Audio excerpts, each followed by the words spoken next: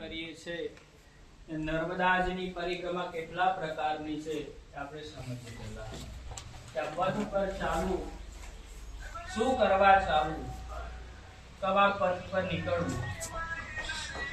તો કહેવાય છે કે આખું બ્રહ્માંડ નર્મદા મૈયાના કિનારે બેસ્યું. બ્રહ્માંડ એટલે બધા જ દેવી દેવતા આ ક્ષેત્રમાં નર્મદા કિનારે બેઠા છે, તપસ્યા કરી છે.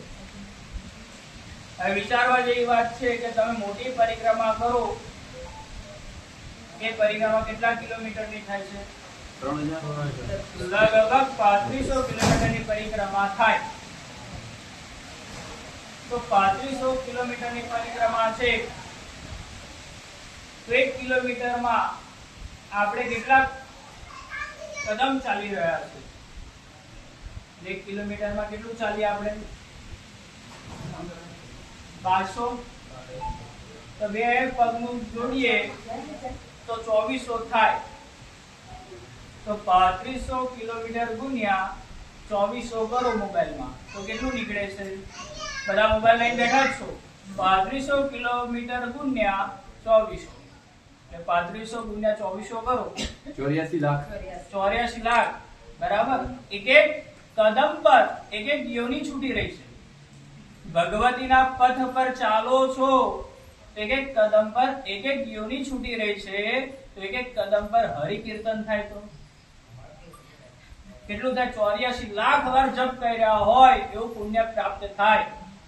વિચારો, મોટી પરિક્રમા ના થાય તો આ પંચકોશી પરિક્રમા આપણા નર્મદા પુરાણ શાસ્ત્ર કહે છે કે 5 પ્રકારની પરિક્રમા છે. રુદ્ર પરિક્રમા જે લોકો કરે છે તે 4 મહિના વાળી, એ બહુ વધારે સમય જતો રહેશે, એમાં ઉતરીશું તો. બીજી જલહેરી પરિક્રમા છે, ત્રીજી હનુમાન પરિક્રમા છે, ચોથી પંચકોશી પરિક્રમા છે અને 5મી ઉત્તરવાની પરિક્રમા. આ 5 પ્રકારની ભગવતીની પરિક્રમા થાય છે. પણ આપણે હાલમાં કઈ પરિક્રમામાં છો? પંચકોશી પરિક્રમામાં, એની ચાણોદની. તો આપણે જે તીર્થોના દર્શન ચાણોદમાં કરીએ છીએ એ નર્મદા પુરાણ અનુસાર છે. કોઈ બીજા કોઈ મંદિરો સ્થાપિત કરેલા નથી, જે નર્મદા પુરાણમાં બતાવેલા છે જ મંદિરો છે. તો શરૂઆત આપણે ક્યાંથી કરી? મલરાવ ઘાટેથી. ત્યાં નર્મદાજીની પૂજા કરી ને ત્યાં નર્મદા મૈયાનું મંદિર છે તેના દર્શન પ્રાપ્ત કર્યા. અને ત્યાંથી પહેલું તીર્થ આવે છે નર્મદા પુરાણ અનુસાર કપિલેશ્વર. કહેવાય છે કપિલ નાગે તપસ્યા કરી હતી એટલે ત્યાં જો નાગની સ્થાપના કરવામાં આવી છે. હનુમાનજી નથી, નાગ છે. પણ કહેવાય પણ છે કપિલ મુનિએ બધા શસ્ત્રોની રચના ત્યાં ચાણોદમાં કપિલેશ્વર મહાદેવ મંદિરમાં કરી હતી એટલે કપિલેશ્વર કહેવાય છે. એ પહેલું તીર્થ. એની આગળ વધે તો માર્કંડેશ્વર મહાદેવ છે, જે નર્મદાજીની પરિક્રમા જે કરે છે. શરૂઆત પરિક્રમાની એને કરેલી માર્કંડ મુનિ. લગભગ 21 સ્થાન પર એમને તપસ્યા કરી છે આખા નર્મદા ખંડમાં. એમાંથી એક સ્થાન આપણા ચાણોદમાં છે, માર્કંડેશ્વર મહાદેવ. એની આગળ વધીએ તો ઋણમુક્તેશ્વર મહાદેવ છે. લગભગ આપણે પગથિયા ચડ્યા ઉપર એ 3 ઋણમાંથી મુક્તિ આપે છે, દેવ ઋણ, મનુષ્ય ઋણ અને પિતૃ ઋણમાંથી. પણ તમે જુઓ કે આ બ્રહ્માજીના માનસ પુત્ર તપસ્યા કરી છે એટલે ઋણોમાંથી મુક્તિ આપે છે. એની આગળ છે પિંગલેશ્વર મહાદેવ, ત્રિવેણી સંગમ ઉપર છે. ત્યાં અગ્નિદેવની તપસ્થળી છે. અગ્નિદેવ સ્વયં ત્યાં તપસ્યા કરવા આવ્યા હતા. હજારો વર્ષ તપસ્યા કરી ત્યારે એમનું જે અગ્નિ તત્વ છે પાછું એમને મળવા માંડ્યું એટલે પિંગલેશ્વર મહાદેવ થયા. પછી ત્યાંથી આપણે ચાલતા ચાલતા નાવમાં બેઠા ને સામે આ ઉદ્ગેશ્વર મહાદેવના દર્શન કરી રહ્યા છે. આ જાંબને તપસ્યા કરી છે. રામાયણ કાળમાં જે જાંબન જે છે એમના શરીરમાં એક મણિ હતો. એ મણિ કાઢવા માટે પ્રસન્નજીત રાજા એમની પાછળ પડેલા હતા ને યુદ્ધ કર્યું. યુદ્ધમાં પ્રસન્નજીત રાજાએ એ મણિ કાઢી લીધો. કાઢતામાં એમને જે દુખાવો થયો, ઘા થયો, એમાંથી મુક્તિ મેળવવા માટે તપસ્યા કરી એટલે એમનું નામ પડ્યું પોતિકેશ્વર મહાદેવ. અહીંથી આગળ ચાલીશું તો રંગ સેતુ બ્રિજ આવશે. એ પાર કર્યા પછી ગુપ્તેશ્વર મહાદેવ આવશે. તે મહાદેવ ગુપ્ત વાસ કરે છે. કહેવાય છે ત્યાં મહાદેવનું જે સ્વરૂપ છે એમાંથી અવિરત પાણી નીકળ્યા કરે છે, જલ નીકળ્યા કરે છે. એ ગુપ્તવાસ મહાદેવ ત્યાં કરે છે. કહેવાય છે નવ નાથમાંથી એક નાથે એમના પૂજારીના પિતાને એ મહાદેવ આપેલા હતા, એ શિવાલય આપેલું હતું, એટલે એને ગુપ્તેશ્વર મહાદેવ કહેવાય છે. ત્યાંથી આગળ વધીએ તો નર નારાયણ છે. નર નારાયણ તપસ્થલી છે, એને આપણે બદ્રિકાશ્રમ કહીએ. તમે જો શાસ્ત્ર નર્મદા પુરાણ કહે છે કે 4 ધામમાંથી એક ધામ બદ્રીનારાયણ આ છે.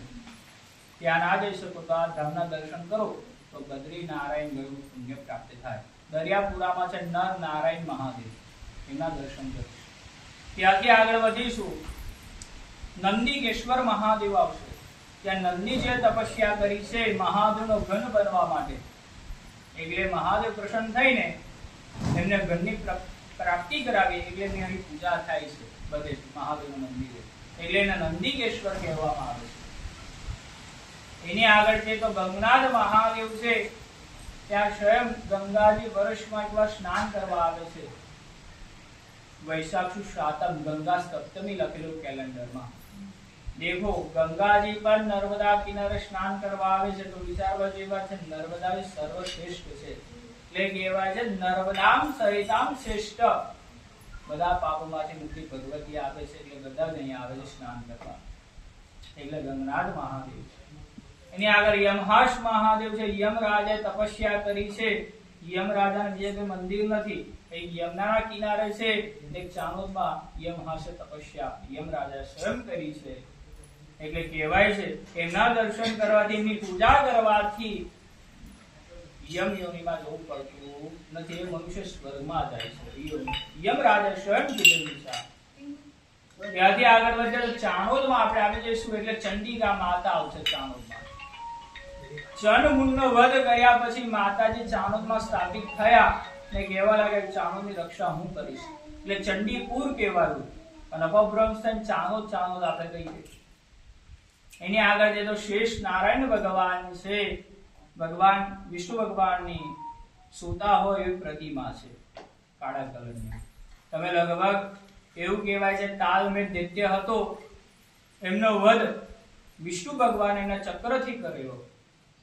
એમનું જે ચક્ર પર એ દૈત્યનું લોહી રહી ગયું, એ લોહી ધોવા માટે ગંગાના કિનારે ગયા, યમુનાના કિનારે ગયા, સરસ્વતી મૈયાના કિનારે ગયા, પણ એ શુદ્ધિકરણ ના થાય, પવિત્ર ના થાય.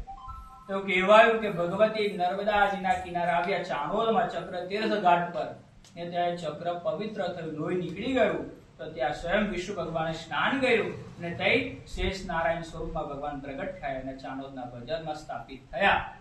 કહેવાય છે એમના દર્શન કરવાથી, એમની પ્રદક્ષિણા કરવાથી પૃથ્વીની પ્રદક્ષિણા કર્યું પુણ્ય પ્રાપ્ત થાય છે. આ શેષ નારાયણ છેલ્લું તીર્થ નર્મદા પુરાણ અનુસાર. પછી પાછા મલ્હારાવ ઘાટે આવી જઈશું ને નર્મદાજીની મહાઆરતી કરીશું અને નર્મદાજીની પૂજા કરી પરિક્રમા પૂર્ણ થશે. આ પંચકોશી પરિક્રમામાં આટલા મંદિરોના આપણે દર્શન કરીશું. બરાબર. આ પરિક્રમા તમામ લોકોની મનોકામના પૂર્ણ થાય છે. આ તીર્થો એવા છે કે જ્યાં સ્વયં મહાદેવ વિરાજમાન છે. નર્મદા પુરાણ અનુસાર આ તીર્થોના આપણે દર્શન કરીશું.